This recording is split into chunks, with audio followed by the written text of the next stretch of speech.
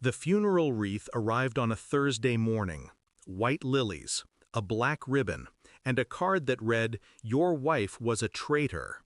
The handwriting was deliberate, European, sharp edges, like it wanted to draw blood. The detectives said it was a mob hit. Russian, they whispered, like the word itself was dangerous. I didn't correct them. I just nodded, eyes on the wreath. I used to teach high school literature. Hamlet, Othello, betrayal printed in ink. But the words felt different when they crawled into your life, when they killed your wife. That night the detective called again. His voice was uneasy. "We know who did it, Viktor Sokolov. But he's an FBI informant. He's untouchable." Untouchable. I stared at the word until it lost meaning. Then I remembered who I used to be before I became Mr. Levin, the quiet teacher with coffee stains on his shirt and papers to grade. Before I traded the blood and whispers of the Mossad kitten for chalk dust and lesson plans. He thought I was harmless. He had no idea what he'd resurrected. They said she died in a robbery gone wrong. I didn't believe it. Sarah didn't walk into bad places. Bad places came to her. 2 days before she died, she'd stopped answering my calls, said she was at a conference. But I knew her tone. Tight, careful, like she was speaking through a locked door. I went through her laptop that night. She never logged out. Old habits. Hidden folder, encrypted, poorly. Password was our wedding date. Inside, messages, photos, bank transfers, all to V.S. Sokolov. She met him 3 months ago, the first time the Bureau brought him in for protection. She was a translator, linguistics consultant for the FBI. That's how it started. Her smile in those photos wasn't forced. That was the first time I felt my pulse slow instead of rise. A stillness, cold, controlled. The same stillness I felt years ago before taking a shot that changed the course of an entire government. Love makes you human. Betrayal reminds you you're not. I didn't rage, didn't break anything. I made tea, sat down, began to plan. First, I called an old contact in Tel Aviv. Gideon. He owed me a favor. He found Sokolov's FBI cover ID in 12 hours. The rest, addresses, schedules, aliases, arrived in my inbox like a dossier from the past. Then I dug into Sarah's world. Her email showed wire transfers. One was labeled consulting fee, $500,000, from a Russian front company. There it was, the word on the wreath, traitor, starting to mean something, not just to her. I needed confirmation.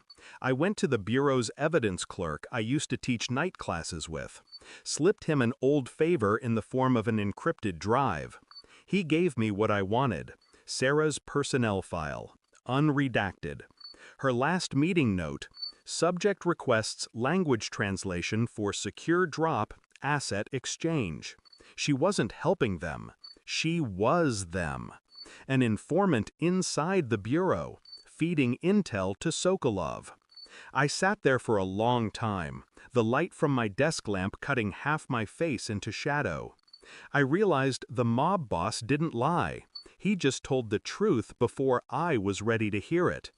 The truth arrived on a cold drive from Gideon 2 nights later. A recording. Sarah's voice, whispering in Russian. He doesn't know who I am. He thinks I'm a teacher's wife. Pause.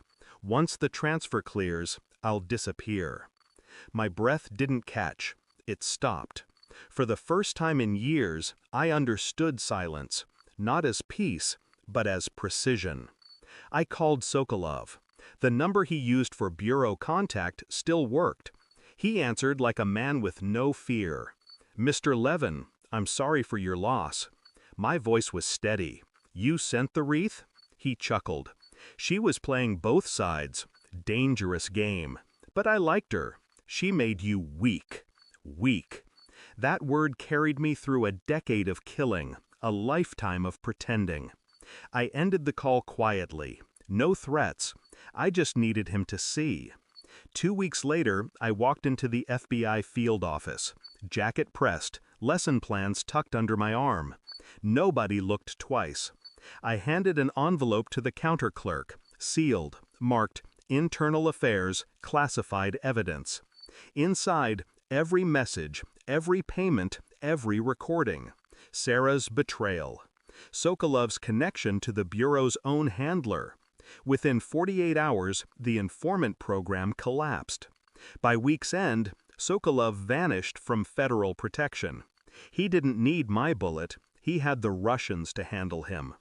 When I saw the headline, Informant Found Dead in Safe House Fire, I closed my laptop and exhaled.